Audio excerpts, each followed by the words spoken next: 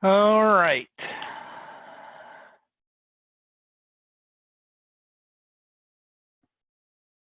Well, thank you everybody for joining me this morning. Actually, I'm going to unmute this, otherwise I'm going to go nuts. So I don't think it'll let me. You know, you got to love technology when it works and when it doesn't work. You guys can mute and unmute your stuff. If we can hold all the questions to the very end, it'll make it easier. Otherwise, we'll probably never get through this. My name is Ted Freitas, KE6YJC. I've been a ham since 1995. I play mostly on VHF, UHF. I do a little bit of HF stuff and kind of getting more into that. But really my kind of emphasis in amateur radio has always been kind of wrapped around digital modes. I've done packet stuff, I've done keyboard to keyboard, played in APRS. I actually helped Don with an APRS project that we kind of never completely finished. I've kind of dabbled in a lot of it. I also am the owner of Central Point Networks. We're a solutions and network management and advising company. We go around to small businesses, help them leverage technology and kind of make it work for them versus them kind of buying a bunch of technology and really never implementing it. So we kind of really strive to really make sure the technology that they've purchased or that they're using or that they want to use, that we make sure that it works for kind of their business need. I am also involved with Mountain West DMR, which is a lot of this is all kind of wrapped around. I am the network administrator for Mountain West. And I also Eddie. And I hear Eddie. Joined the meeting. Eddie joined the meeting. Excuse me. I also do technology advising for the Mountain West group. And we'll kind of go through some of the stuff that we kind of put together and you guys will kind of, I wouldn't say get to see, but you'll get to hear about a lot of the stuff in the back end that goes on of making the whole DMR network for the Mountain West work. I'm also a volunteer for radioid.net, help with them in the registration process for new hams that are coming on to DMR. And I have to say that I am completely blown away about how many new hams there are, one, because I didn't think there were that many new amateurs getting their tickets, and I'm even more astonished about how many people are actually getting into the DMR mode. It's pretty crazy on the numbers, and I'll try to show you some of those. So my goal here is to kind of give you a review of the club, what we're doing in the club. I'll give you an overview of the Mountain West DMR network that we have. The network stretches over 200 miles up and down the Central Valley and over onto the coast. Kind of what the future is that we're seeing for Mountain West. And the big thing is we'll talk about the Motorola WAVE. One thing I want to make sure to preface this with is that Motorola WAVE is a commercial product. It is not an amateur product. And if you can, please refrain from beating me senseless about this is not an amateur product. This product is something that we think will give us the experience that we're wanting, which is to have something that works seamlessly without any kind of challenges of either applications crashing, stuff not working. We really wanted something that was rock solid, and this is kind of what we've decided might be the next thing that we fully integrate. And then we'll do question and answer. So DMR is growing.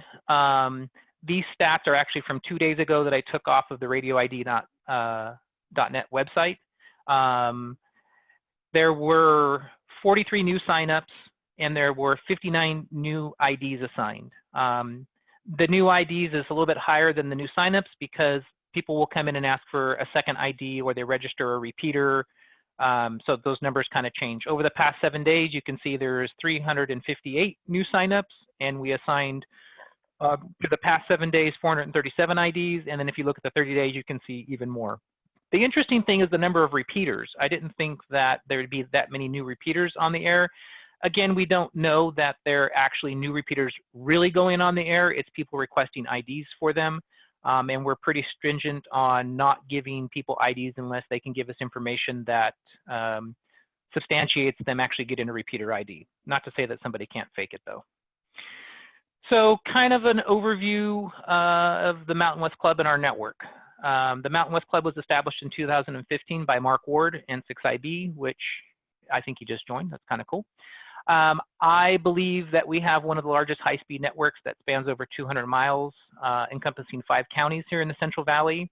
Our north side of the network is up in Mount Bullion, which is the Merced area, and it stretches all the way down. We just added another segment, which is going from Blue Ridge down to Bakersfield, California, and that's where I'm actually located at.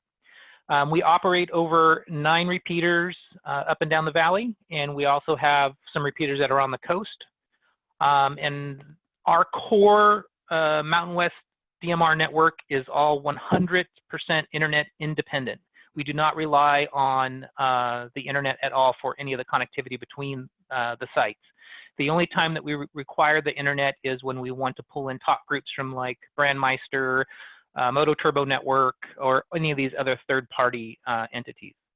And then we also offer interconnection for other amateurs that may have their own repeaters or other clubs where they don't want to, they don't know how to kind of get hooked up to some of the other networks. We do have a couple of clubs that pull feeds from us, and we do handle all of the talk group requests and piping over what they want. So our network is kind of broken into 3 areas.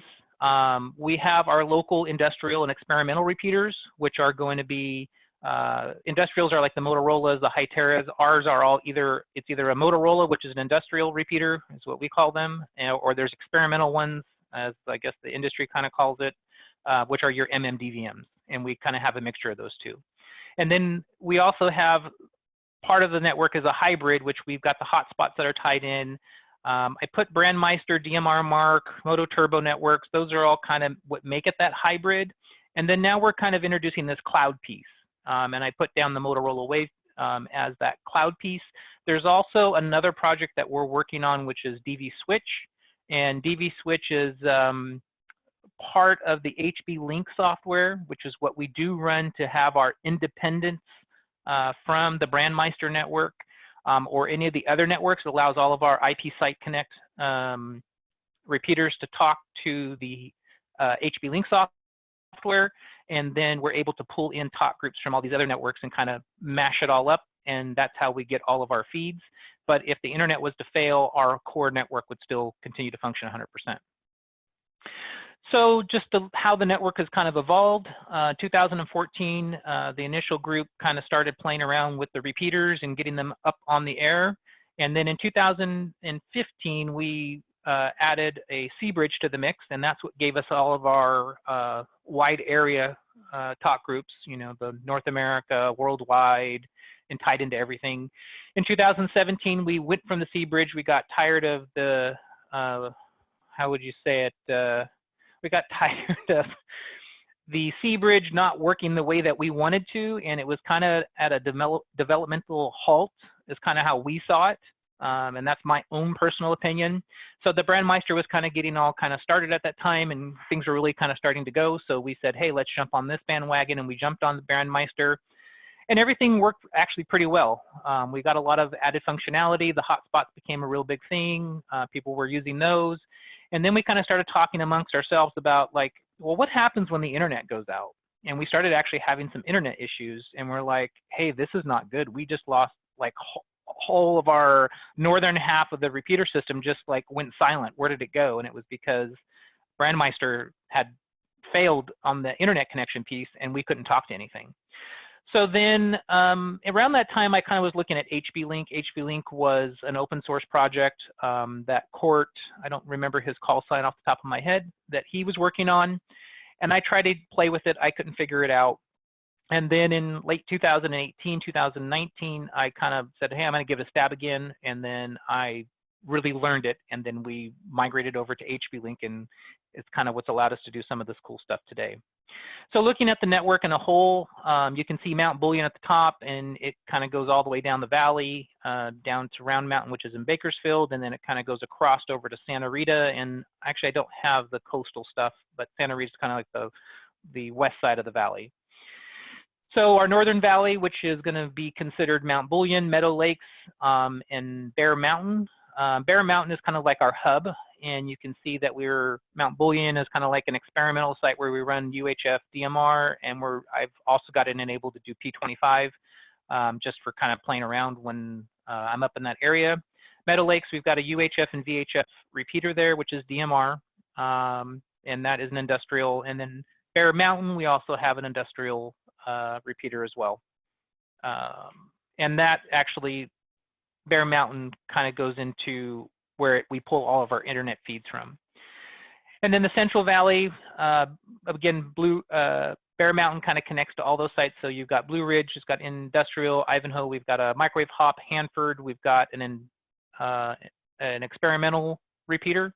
And then Santa Rita, we also have an experimental repeater over there, and those are running UHF. And then down in the South Valley, which is Blue Ridge to Bakersfield, which we just added, that is also an industrial repeater. So the hybrid network, like I said, consists of Brandmeister, which we pull some of our wide area talk groups from. We've also got the HB Link that connects our IPsec repeaters, which are the industrial ones, over to the experimental. And then we've now introduced the Motorola WAVE on cloud, which provides PTT interconnect from an LTE device that can be, a smartphone, an iPad, what else, Lex device, or if those devices are connected to Wi-Fi, they can get into the on-cloud system as well. So that's kind of like the quick summary of the club and kind of what's been going on there. So we're going to kind of go into the Motorola WAVE stuff. Again, the Motorola WAVE, it runs on radios. So if you have some of the newer Motorola XPR 7550Es, the Slimline 7550E, I have some of them here. So this is the Slimline, and I don't have my XPR because it's in the shop getting repaired. The Mobiles XPR 5550Es. What other ones have we hooked up? Kind of pretty much the only one. So they work from the RF side. You can actually use it on DMR, and then you can switch over to the WAVE mode. It works from computers. So there's a client that you can load onto the computer. It works from tablets, and then all of our wonderful little iPhones, or this is the Motorola Lex, which is Motorola's own Android-based solution. So it is basically a push-to-talk service that Motorola offers. It is 100% cloud-based. There is no on-prem solution at this time. We don't know if they will have an on-prem, but for right now, that's how it is. So all the handhelds or handsets all communicate up to the cloud, and then we get access to the push-to-talk service. The big advantages are that it accelerates information flow. It's instant communication. It's a lot different than what people do, like with telephones on their cell phones, because a lot of people ask, well, why do you tie it to your cell phone? It's basically, I've always wanted to be able to have access to the DMR talk groups from my actual handheld, and the WAVE is kind of allowed me to have that. So from the app, we have a bunch of rich multimedia type messaging functionality. We have location mapping, which you can kind of equate to APRS that we have in the amateur side. You've got access to call history. You've got access to real-time presence information if a person is available, not available. You can do ad hoc talk groups for where you want to communicate between a group of people. Say like you're working on a project and you need to talk to 4 or 5 people. You can pull those 4 or 5 people into your own private talk group. And then you also have in the Mountain West system, you'll have access to our Mountain West talk group through the WAVE app. So there are a bunch of different radios that the WAVE system can interconnect with. This is one of Motorola's WAVE only radios. This is an LTE device. It's a TLK100.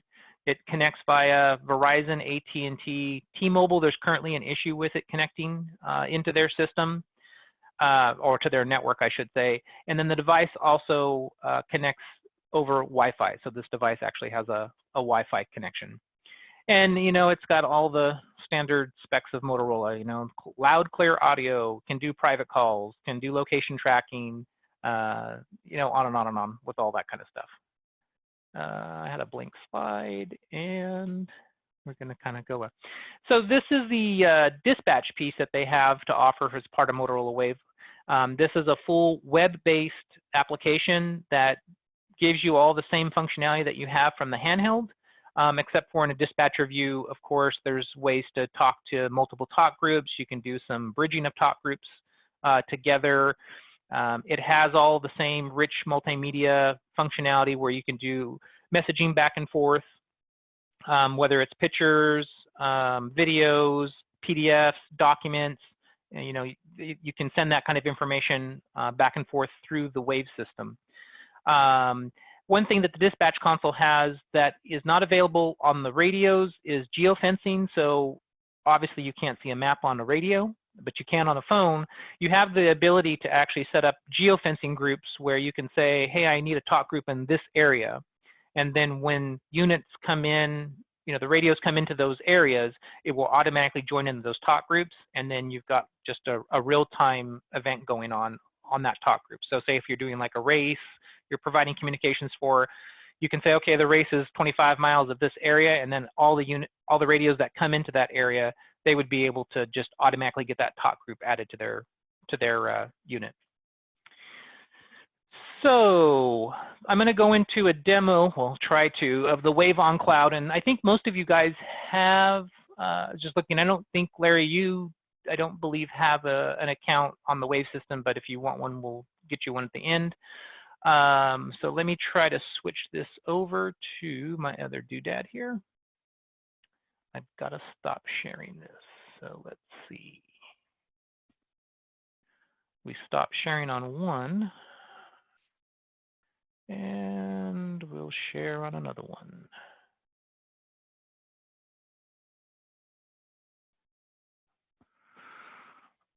Alrighty. All right, so welcome to my iPhone. So the Motorola WAVE app, you just basically, it comes from the App Store. I think we all know how to load apps. And this is the actual WAVE app. So across the top, the first tab that is there is the History tab. And that kind of shows everything that's been going on your phone, whether they're text messages, group calls, private calls, whatever it is. You can click on any one of these and go back into where you were. So like say if I wanted to do this private call to Jim, I can click on it. Oh, I don't want to delete. And it will take me right back to where I was in that private call. So the history is actually pretty useful when you're, say, hey, I missed a call from somebody, who was it? You can come here and look at it. Favorites, this is where you can add any of your favorite contacts, or you can add favorite talk groups. We'll kind of show you how to add those. When you first log into it, typically it comes into the contacts. This shows you all the contacts that you have access to per your account. And typically it's whatever talk groups that you are subscribed to, you will see the users in there. You can do the search feature. So if you want to search for, say, I need to talk to Dawn, you can search for it, which is kind of, when you get a big list of contacts, it's kind of nice to not have to scroll and scroll and scroll. The talk groups, this is a combination of your talk groups that you've created dynamically on your device, or whatever we've set up in the administration portal. We will assign, like in this case, we assign typically the calling channel, the Mountain West talk group, and then this test dispatch. The calling, we kind of envisioned that for a place where everybody would go. If you were looking to talk to somebody, you get into the calling talk group and you key up and say, KE6YJC listening. And then we would move off of the calling talk group and then go into a private conversation one-on-one, only because the calling group does tie up everybody's device.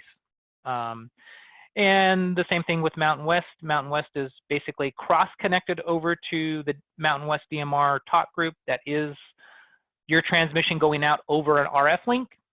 And then the test dispatch was just us kind of playing around with the dispatching functionality and the handhelds. And it's because the dispatchers can't be part of a regular talk group. They can only be part of a dispatching talk group, which is kind of weird. I don't get it, but hey, it's what it is. And then you also have the location tab at the top, which is on the far right. This is recently was enabled for everybody that has an account. It used to just show you my location. Now it actually, if we zoom out here, it will show you the location for everybody that is on the system. And of course, it's going to call me a liar because you have to click on the icon at the bottom left, and you have to say what talk group you want to see location information for. So I'll go here to Mountain West. And then when I zoom out, we'll start to see other people come in. And then you can click on the area, and then it will basically show you where they're at. Now, one cool thing is there, if I wanted to talk to, say, Mark, all I have to do is click on the little icon to the bottom right, and it sticks me in a private call to Mark. And then I can come back out. Of course, you know, wonderful software. It resets back to the beginning, and then you can drill down and see what's going on. So I mentioned that there's the ability to do the geo fencing. So if you click on that second icon at the bottom left, I don't think I can use. Try to see if I can use. Well, I'm not going to mess it up. Down there at the bottom, you got the 3 icons. The first one is what you want to see the location for, which talk group. The second one is going to give you the geofencing, and you can basically set a boundary and say, I want to know everything in this area of Bakersfield.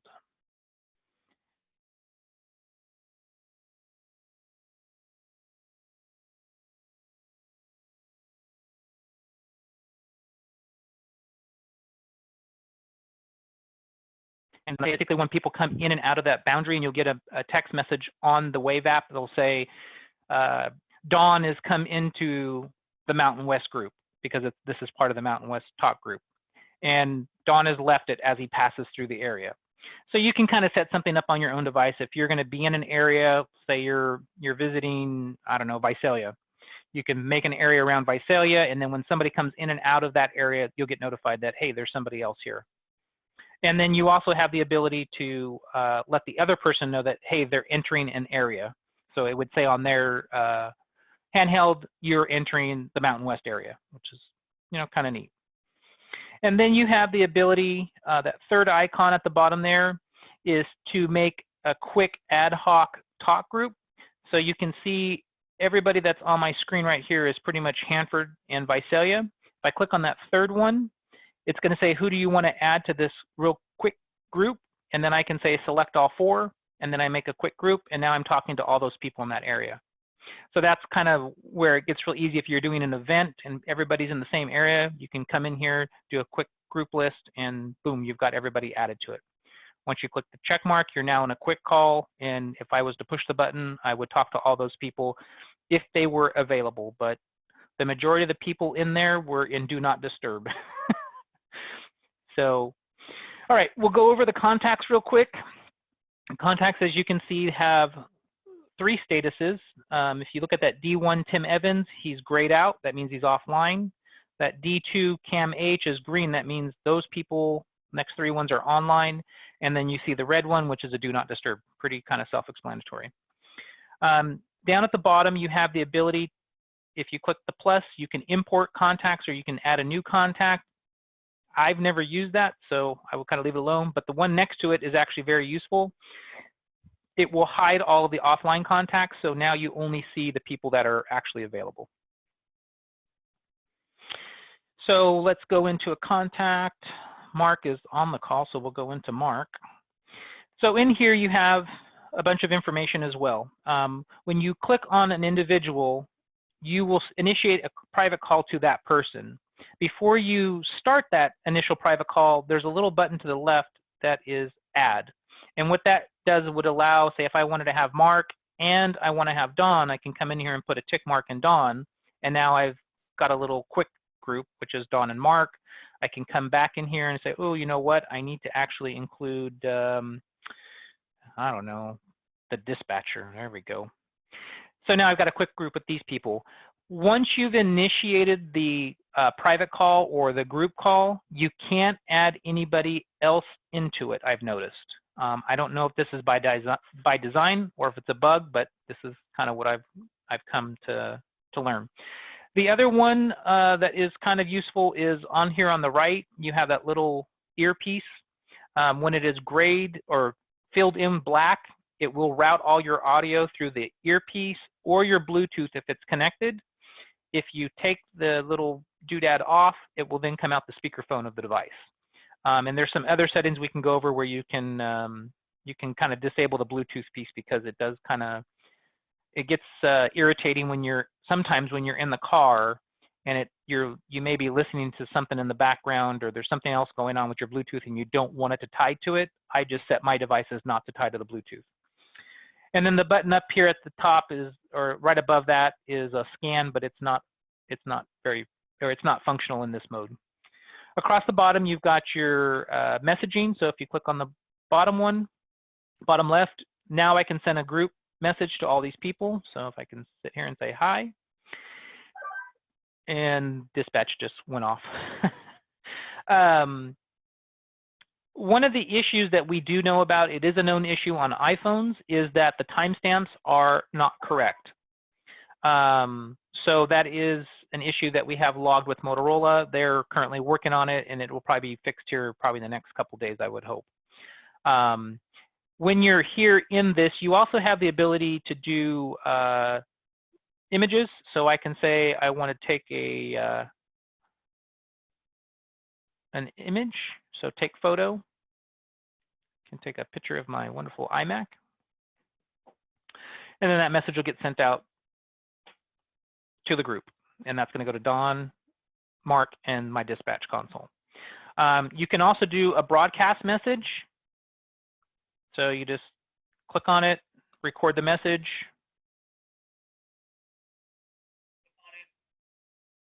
And then you hit the check mark at the top, and then that goes out to everybody as well.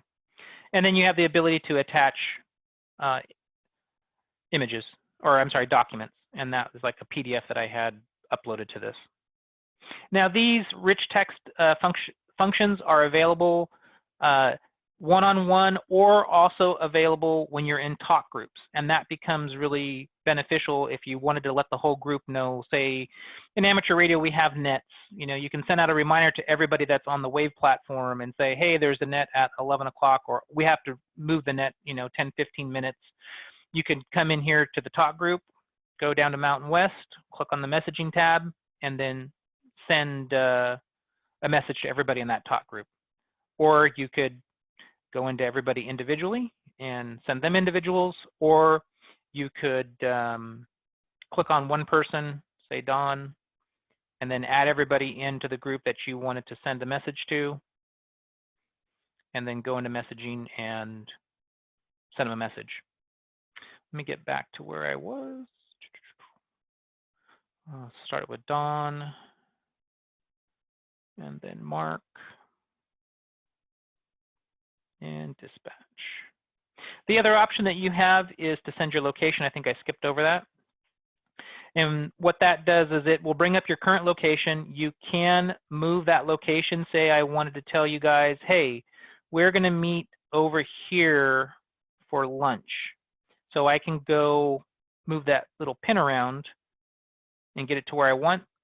And then I click the little arrow on the right, and then it will send that to everybody. Now it shows up in the messaging. If I click back here on messaging, you can see that location. So that's kind of an interesting thing, I think, that you can do for either one, sending your current location, or you can say a point of interest. And I can say, there is an accident right here. So it sends that location, and I can say accident. Boom, and that's kind of there.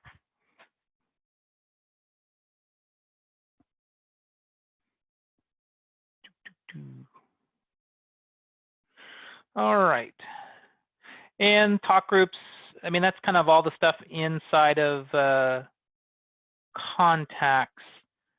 talk groups, kind of the same functionality. You're just doing a group. One thing that is nice when you're in talk groups, now that we've enabled the new feature that Motorola has released to us, which is location watching. When you're in a talk group, there's a little black icon to the left of the push to talk, which has got the location with two little guys. You can click on that and you can zoom out and see where everybody in that talk group is located at.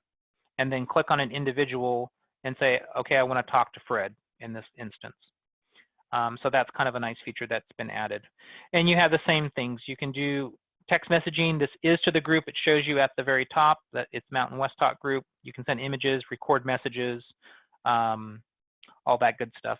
The other thing that you can do is if you're wondering who's in the talk group, at the very top right, you can click on the eye and you have the ability to see everybody that's part of here. The only thing I don't like, and it's kind of just I think might be a feature request, is that you can't see the status of the people on there. I think if you had that presence information in here, it'd be kind of nice to know who's going to get your call, but it's a place that you don't go too often. So while we're in here, you can change a bunch of things. You can change the color of the talk group, and that's really just a personal preference. And what it does is it changes the icon color to the left.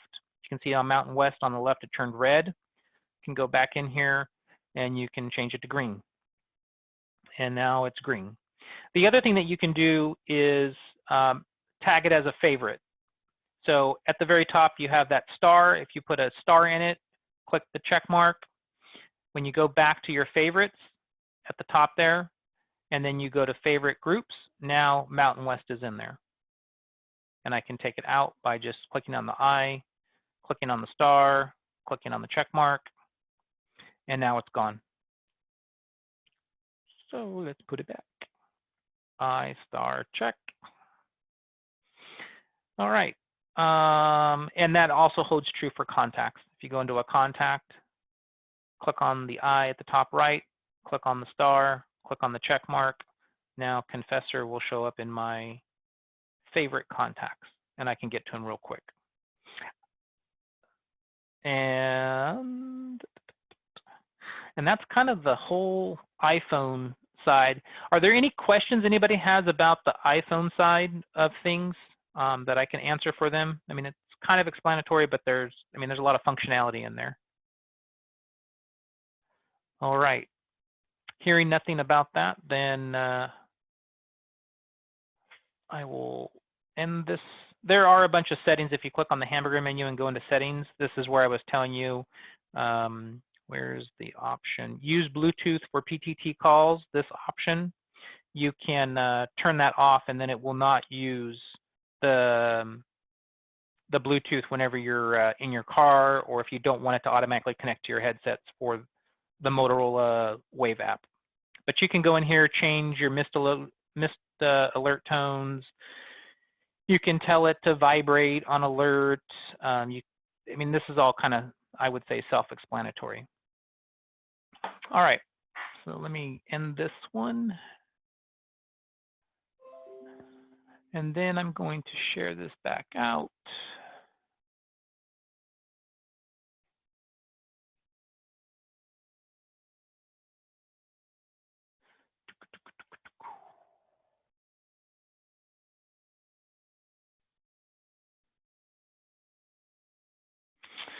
All right, and now we're going to go into Motorola WAVE Dispatch.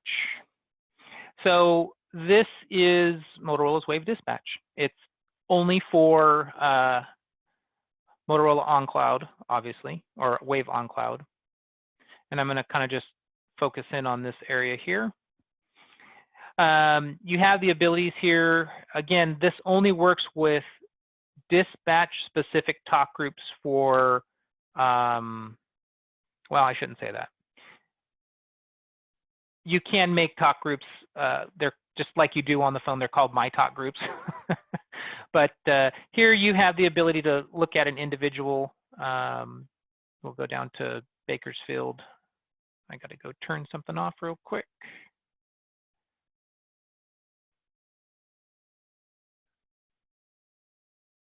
Oh, my map keeps resetting, so.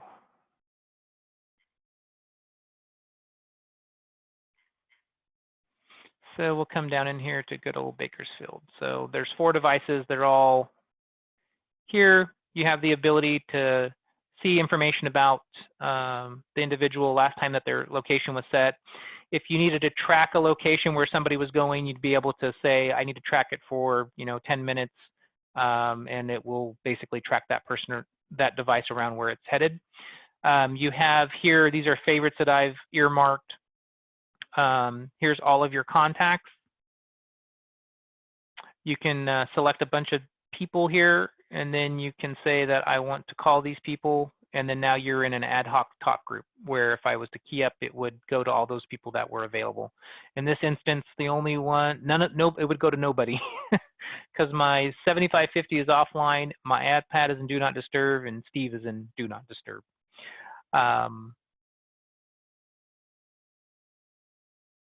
Here's a couple of talk groups that I've kind of built. You can take contacts and you can say create a talk group, so you can make a My Talk group. It's not letting me create it because you can't have radios and wave, how would I say it? You can't tie in radios into crosstalk groups. It just doesn't let it. So I'll create a talk group here. My Talk group. So now if I go over here to my talk groups, I've now got my talk group, and I can click on it and I can talk to it. I can send messages to it.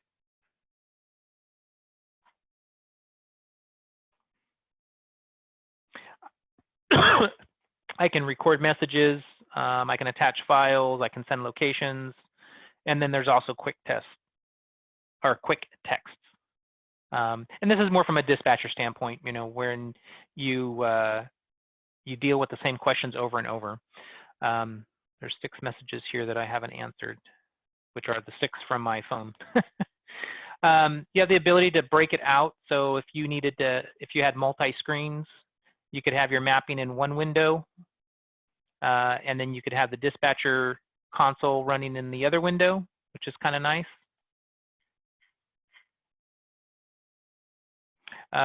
You also have the ability to tie in like foot switches. I was able to get a really cheap USB foot switch to work with it. Motorola does make like a $75 foot switch. You take your pick which one you'd want to use. I kind of opted for the $8 switch. It worked quite well. You can see who's in there. I'm not sure. This, I don't think would really be used by us.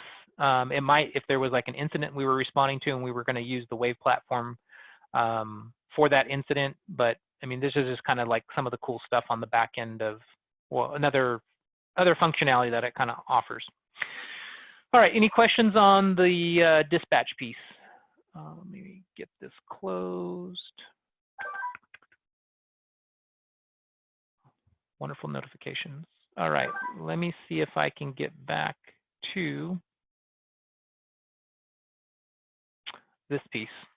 All right, so that was kind of the demo of the WAVE app, the dispatching console, and that's kind of all of there is. I mean, I can show you the HTs. Oops, that was the key up. So I think you guys can see video. I don't know if I can make it any bigger.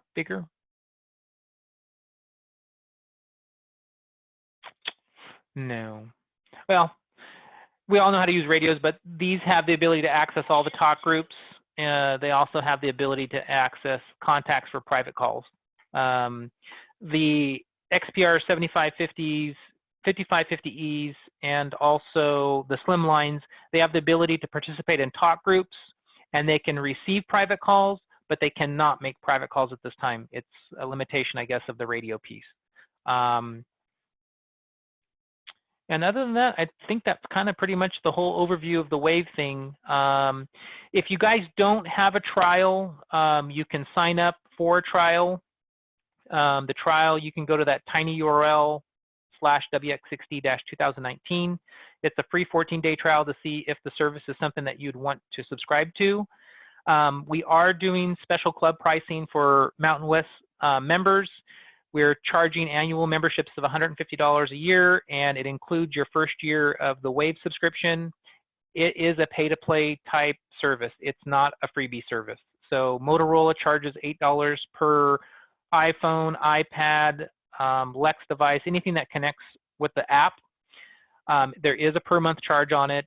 If they are radios, I put 13 down in here, but that's from 2 weeks ago. They increased the pricing, so I think it is now $18, I think, or maybe it's $15.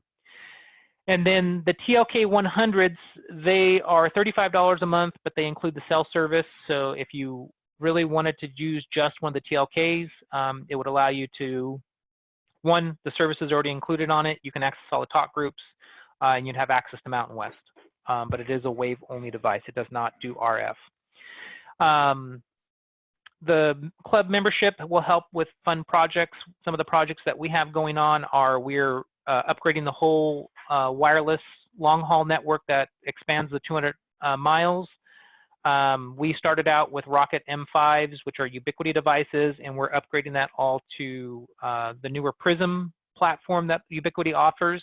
It will help increase bandwidth between multiple sites, and we have some links that are kind of running in a slow mode, I guess you could say. So it kind of helps fund that. We also have internet fees that we have to pay, you know, site leases for hilltops. We have radios to buy for projects like this where we have donor radios that we have to have. There's, you know, URI devices that we have to purchase. There's just a whole bunch of different things that we have to purchase to do these little projects. And it also gives you obviously access to the talk group that we have tied from the Brandmeister network or the DMR network over to the WAVE on Cloud network. And that's kind of all I really have. Any questions that anybody has, want me to review anything? I saw Jason just kind of popped in there. I didn't know if he had any questions, and I don't even know if this is, oh, I don't want to unmute that one. Don, yours says muted, but I can't unmute you. So I don't know what I did. I don't know what you did. But now you're unmuted, so maybe it was you muted yourself. All right. Any questions, anybody? If not, then I think we're all free to go back to work. On your phone, could you show or do from dispatch an ad hoc talk group, and then it comes through the phone? How do you reply to that ad hoc talk group? Because I don't see that. So when let me end this share real quick. And back to the share from the phone. Yeah.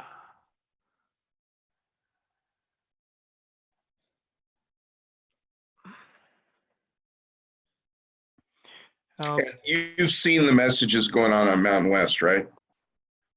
I see. I can, yes. So there's comments people have had. Oh, I see strange. Oh, wait a minute. Well, wait a minute. You're talking about these text messages? Yeah.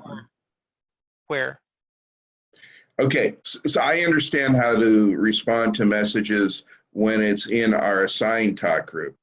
But when you just have an incoming ad hoc message, I don't see how to respond to it. So if you, you mean just like individual text messages that we send each other? Okay, you could sit there and just select, like, you want to do an ad hoc group with me and Mark, okay? And Correct. You send us a message. I see the message come through, but I don't see how to respond to it. So, okay, so we'll make a new talk group here, an ad hoc talk group. So there's Dawn, and then I'm gonna add in Mark. It's gonna be basically your history is where it's gonna show up. So I can send you a message that says, hi.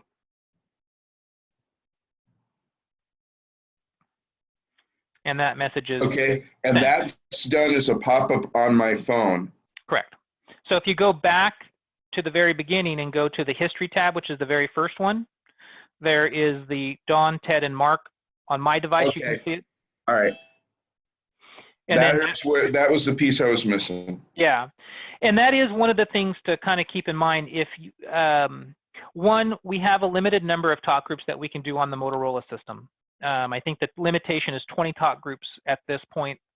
I'm not sure if it's a software hard limit or if it's a limitation of the system. So we're not going to go talk group crazy and add every single DMR network talk group to the system. And it also requires additional hardware, and it's pretty close to, it's almost close to $1,000 to tie in a talk group to the Motorola WAVE system at this point. There's some stuff that's coming out that might make it more cost effective, but I mean, there is a cost to it. So for our purposes, you know, it was my project. I wanted to kind of see, I want Mountain West Talkgroup on my handheld, and this was kind of the way to do it that I found that works and has the best audio quality and works on the most platforms. The DV Switch app that I talked about, that application only works on Android platforms. And I was kind of like, okay, well, I'm not an Android person. I'm a Motorola or an iPhone guy. So if you want to have talk groups, so there's two things. One is, this is not only an amateur product, obviously. It's a commercial product, or it can be used for consumers too. I have two of my friends that I set up on here, and they just wanted to communicate between their family. He wanted to know, hey, I need to get a hold of my family members really quick. Yes, I can make a phone call, but I can only talk to one person at a time unless I conference the other person in. And I said, well, hey, just go in here and make your own talk group. So I told them, come into here, into talk groups, make a new talk group, call it My Family, and then add all of your members in there. So I'm going to add Don's part of my family, and Mark is part of my family, and the dispatch console is my family. I like to talk to my computer. So you got a new talk group, and I want it to be blue. And I also want to change the little, I forgot to review that, the little icon. It's going to be, I don't know, that's a family picture. And I click on it, I'll add it, and now I've got the Freitas family. And now when I key up, everybody in that group gets the notification. And everybody. And my computer is now going to continue to give me that notification, I think. So let me clear that out. Completed. Okay. The only challenge with this is that the rest of the family members that I added to the group on my device, the only way they'll be able to see that group is if they go back to their history and they see that conversation, which is Freitas family. It's down kind of a couple of down, and it was today at 9:05. That's the only way they'd get access to it. So that's kind of a challenge. So you would have to have, if you made your own ad hoc talk group, either train your friends to go back to the history to find the talk group, or they can make their own on their device. So they would just do the exact same thing, and they would come to talk group on their device, they would make it, and they could call it whatever they want, as long as you know that who's in that group. I think it's a great way to make ad hoc. I think the history was the piece that I was missing. Yeah, the history is the forgot about child. I had another question. Now, you said on the HB link about hotspots. Are you connecting your hotspots to the HB link, or are you connecting through Brandmeister? And if Brandmeister does it and does it fine, why go directly to the HB link with your hotspots? I'm not talking repeaters. I'm sorry, what was that last piece? I'm talking about hotspots. So the hotspots, the HB link software does tie into it. Let me. So why would you go that direction rather than just through? Yeah, there is no difference other than if we had a private talk group that we only had accessible on our Mountain West network, which we don't have any. Then I would say connect your hotspot over to our network. Or if you did not want, I think it'd be more of a case for when you had a repeater and you didn't want your repeater to have dynamic talk groups that the Brandmeister system offers, and you kind of wanted to control what was coming and going through your repeater, you could hook it to our HB Link network or the Mountain West network, and you could tell us, hey, I want these talk groups and this lineup, and then we would program that up, and that's all your repeater or your hotspot would get. But a hotspot's basically a personal device, and you're not in RF range of everybody else, so it shouldn't be a problem. Okay, I just want to make sure that I had that correct in my mind.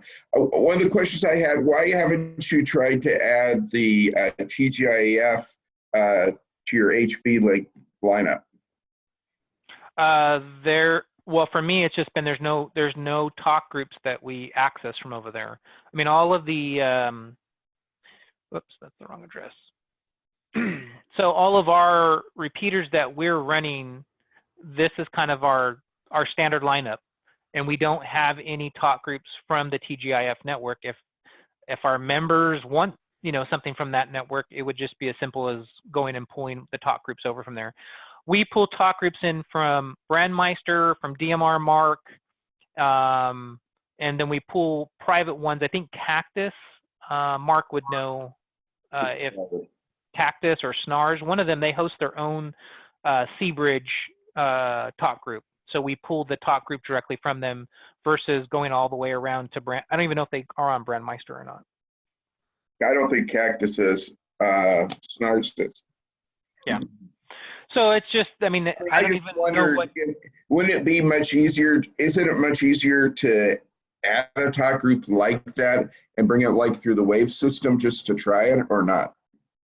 No, because the way we get the DMR side of things, like the Brandmeister, any of our talk groups, is actually through what we're doing is we're taking that audio that's coming from there, we pipe it into the HB Link, and then the HB Link takes it over to actually All Stars, and then All Stars takes it over to a radio that's connected to it, and then it takes it and pushes it out to WAVE. Ooh, dirty. So Okay. that's why I'm saying to get a talk group, we're talking close to 1,000. Well, it's probably not 1,000, but you have the radio, which is close to $800 with all the licensing. You have the subscriber license that you have to pay to Motorola monthly for the WAVE access. You have all the hardware that cross connects all the audio paths, all the cables that you have to build. It kind of starts adding up. So we kind of see it as if that there's other clubs that want to do what we've done, which is taking the Mountain West Talk group. Maybe there's Snars wants to do it. We can say, fine, we can host everything for you. All you're going to have to do is you're going to have a donor radio. It's going to have to be Motorola because it's got to talk WAVE, and we can then use the hosting piece of it where we'll route all the audio for you, and then you have the donor system over on your side of the network where you pull the audio from your local repeater. Okay. Clear as mud, I know. No, I'm fairly clear on that.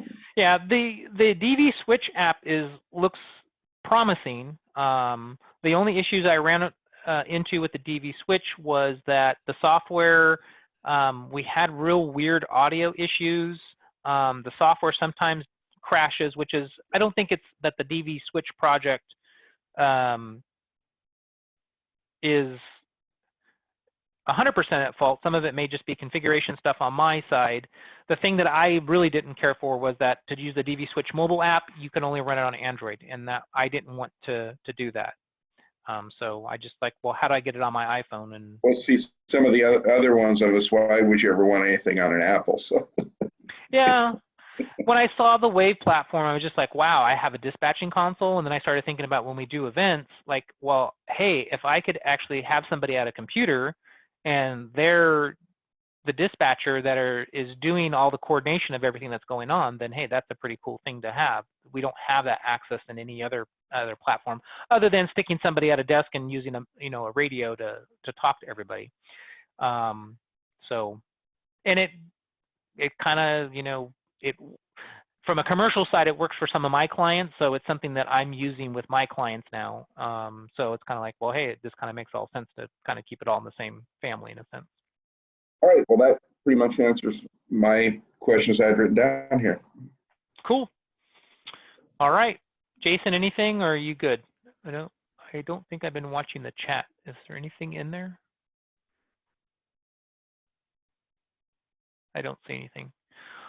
All right, well, I'll go ahead and wrap this up. If anybody has any questions, I think I have my email address on here somewhere.